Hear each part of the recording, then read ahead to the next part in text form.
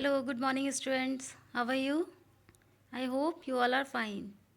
So let's start at second part, chapter number 6, safety and first aid methodology. Clear?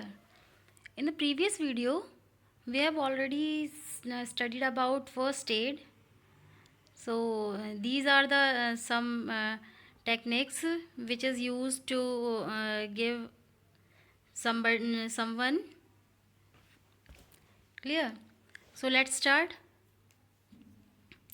तो जब भी कोई in case किसी के कोई इंजर्ड होता है, लाइक थोड़ा सा अगर माइनर बर्न है, मेजर बर्न है, तो उस केस में हमें कौन सी सावधानियां बरतनी चाहिए या फिर हमें क्या करना चाहिए, फर्स्ट एड क्या देना चाहिए, तो उससे बिलोंग करता है हमारा ये जो सेकंड जो हमारा पार्ट है। तो ये कुछ हमारी सिचुएशंस हैं जिनमें हमें कौन सी फर्स्ट एड देनी है, तो उसके बारे में हम लोग पढ़ेंगे। Okay, so let's start. तो फर्स्ट सिचुएशन क्या है, in case of minor burn, जब बर्न आपका माइनर होता है,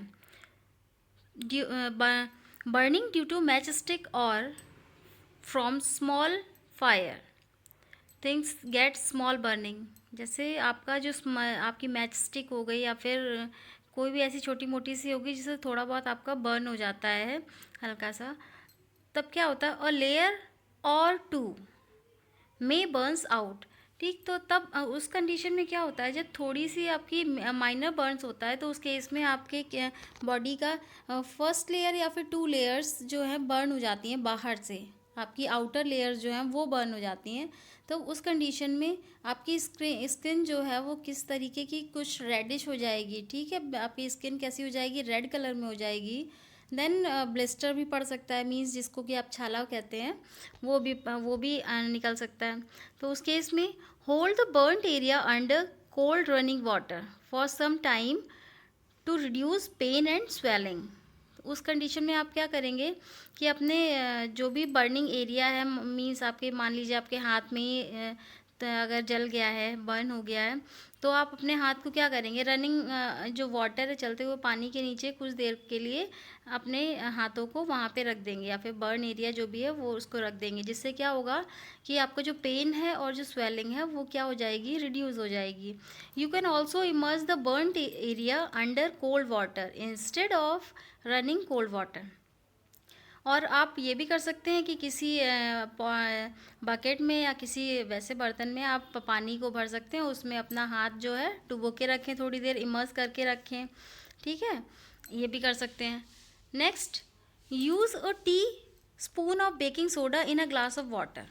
इसके अलावा आप क्या कर सकते हैं कि एक ग्लास वाटर में आप क्या कर सकते हैं कि 1 टीस्पून बेकिंग सोडा को यूज़ करके उसमें कॉटन को डिप करके उसको जेंटली बर्नड एरिया पर अप्लाई कर सकते हैं। It will relieve the injured from the burning sensation. इससे आपको क्या होगा, जो बर्निंग सेंसेशन होती है वो उससे आपको क्या रिलीफ मिल जाएगा। Clear?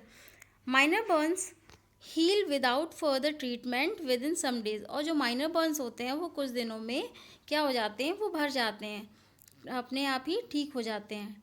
But do not break blister formed on the burning. ठीक, अब जब जलने के बाद जो ब्लिस्टर पड़ता है उसको बस ये आपको याद क्या रखना है कि उस ब्लिस्टर को ब्रेक नहीं करना है। इससे क्या हो सकता है कि आपका पेन बढ़ सकता है या फिर क्या हो सकता है, इन्फेक्शन भी हो सकता है। नेक्स्ट सिचुएशन है हमारी, in case of major burns. Second situation है जब मेजर बर्न्स की कंडीशन में क्या होगा, major burns affect the bones and muscles deeply. जो मेजर बर्न्स जब होता है तो वो क्या कर देता है कि अंदर से हमारी बोन्स और मसल्स को अफेक्ट करता है। द बर्न एरिया में बी चेड ब्लैक और appear dry and white.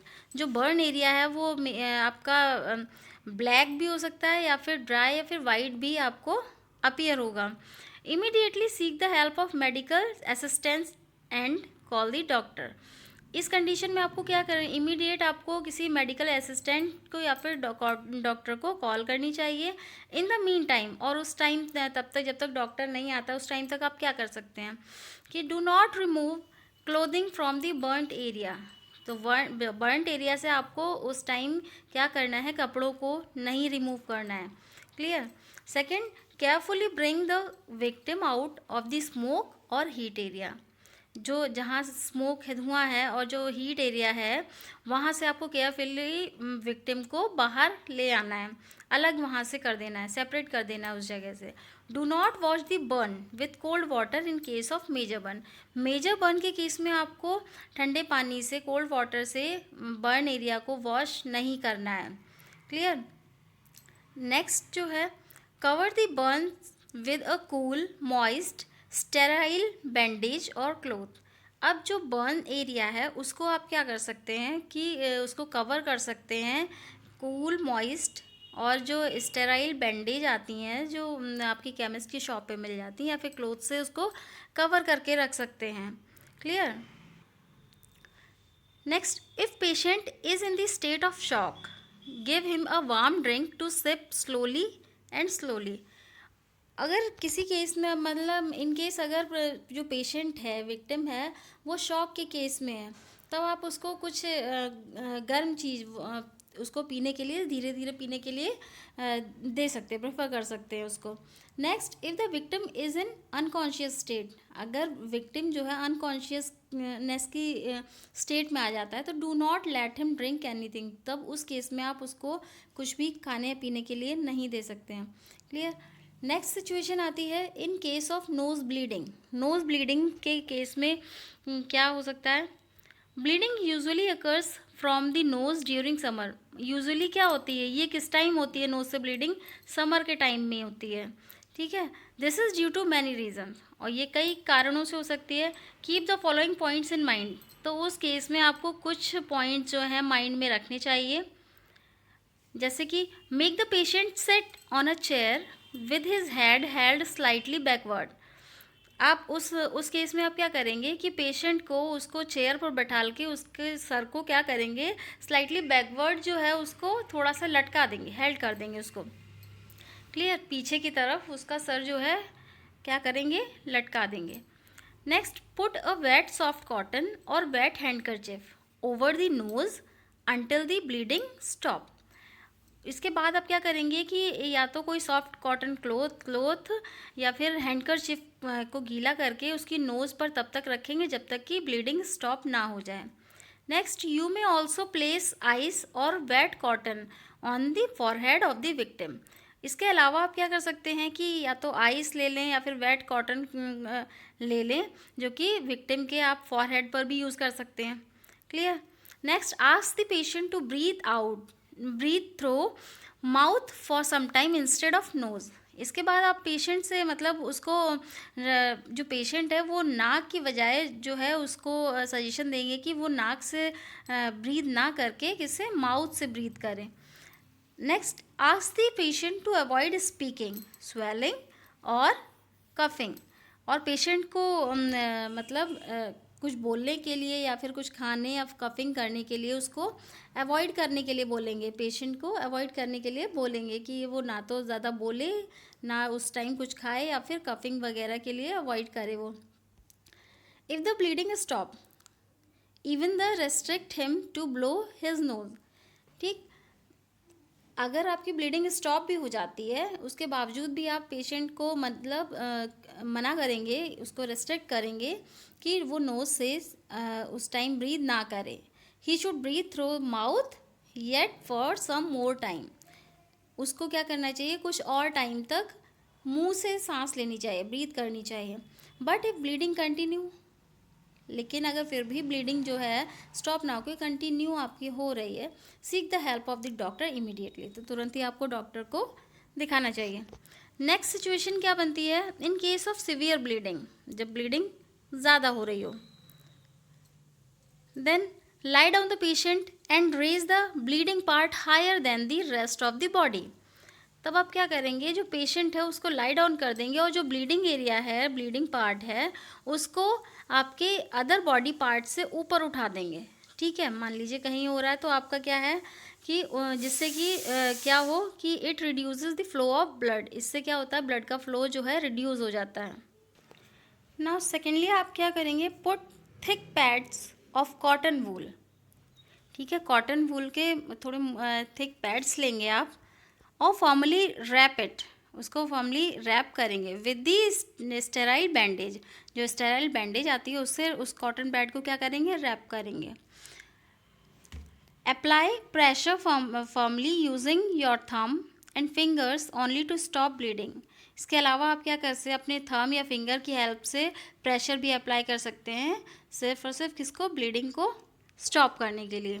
Next, if the patient is in the state of conscious mind, अगर पेशेंट जो है कॉन्शियस माइंड की स्टेट में है, give him plenty of warm drink to drink, तो उसको कुछ गर्म चीज़ पीने के लिए आप उसको दे सकते हैं, अगर वो कॉन्शियसनेस की स्टेट में है, कॉन्शियस है अगर, ठीक। नेक्स्ट, लास्ट में, take him to the doctor, ठीक। नेक्स्ट सिचुएशन क्या बनती है, इन केस ऑफ कट और स्क्रैचेस, जब आपके कट्स या फिर स्क्रैचेस लग जाते हैं उस केस में, you should clean the wound using cotton wool soaked in the antiseptic like Dettol. उस केस में आपको क्या करना चाहिए कि जो आपका वुंड है, मीन्स जहाँ पे भी स्क्रैच लगा है या फिर कट लगा है, तो आपको उस एक कॉटन वूल को एंटीसेप्टिक में सोक करके उसको क्या करना चाहिए, उस वुंड को क्लीन करना चाहिए। नेक्स्ट, सेकेंड आपको क्या करना चाहिए, cover the wound with the sterile gauze and a thick cotton wool soaked in antiseptic. इसके बाद वुंड को कवर किससे करेंगे, जो स्टेराइल गैज आती है उससे कवर करेंगे, और जो थिक कॉटन वूल को एंटीसेप्टिक में डिप करके उसको क्या करेंगे, उस पर अप्लाई करेंगे। नेक्स्ट, बैंडेज इज फर्मली, इसके बाद आप क्या करेंगे, उसको फर्मली बैंडेज करेंगे। Many times small cut or wound stop bleeding by itself or by applying small pressure using hand only। और कई बार तो ऐसा होता है जो स्मॉल कट्स होते हैं वो अपने आप, उनकी जो ब्लीडिंग होती है वो अपने आप ही क्या हो जाती है, स्टॉप हो जाती है, या फिर थोड़ा सा प्रेशर अगर हम अप्लाई करें अपने हैंड से तो भी वो क्या हो जाती है, स्टॉप हो जाती है। नेक्स्ट सिचुएशन बनती है in case of electric shock, जब इलेक्ट्रिक शॉक की कंडीशन हो तब क्या होगा, you should call the doctor immediately. उस केस में आपको तुरंत ही डॉक्टर को कॉल करना चाहिए।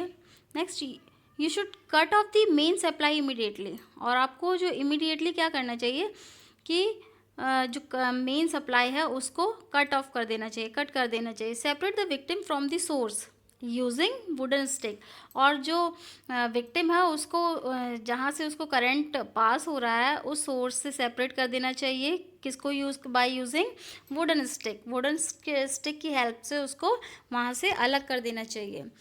But keep in mind, do not touch the victim until he is separated even if the current supply is of, ठीक। और ये चीज़ हमेशा याद रखिए कि उस विक्टिम को तब तक आप ना छुएं जब तक उसको वहाँ से उस सोर्स से सेपरेट ना कर दें, या फिर जो सप्लाई है, करंट की सप्लाई है, वो ऑफ ना हो जाए तब तक उसको आप अपने हाथों से टच ना करें।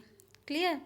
Next, tilt the head of the victim back, victim का जो बैक हेड है उसको थोड़ा सा बैक पीछे की साइड टिल्ट कर दें।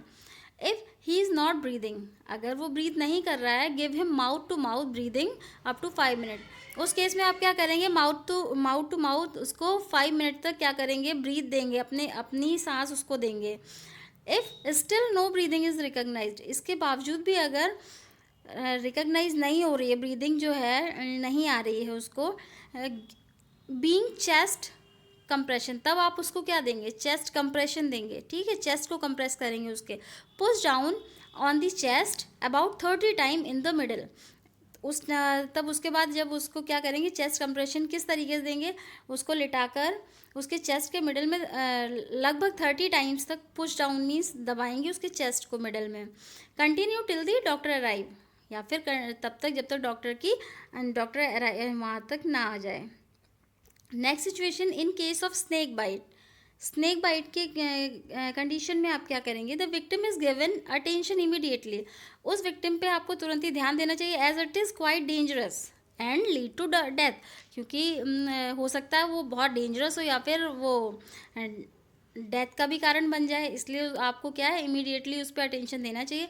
Try to ask the victim about the type of snake at once, ठीक है, उससे कोशिश करनी चाहिए कि किस तरीके, उससे ये पूछना चाहिए कि किस तरीके का वो स्नेक था, उसको आपको एक बार पता चल जाए किस तरीके का है तो आपको हेल्प हो सकती है उससे। This would help the doctor to treat accordingly, तो इससे डॉक्टर को इस चीज़ के लिए हेल्प हो सकती है कि वो उसके अकॉर्डिंग क्या करेगा, ट्रीटमेंट करेगा उस पेशेंट का।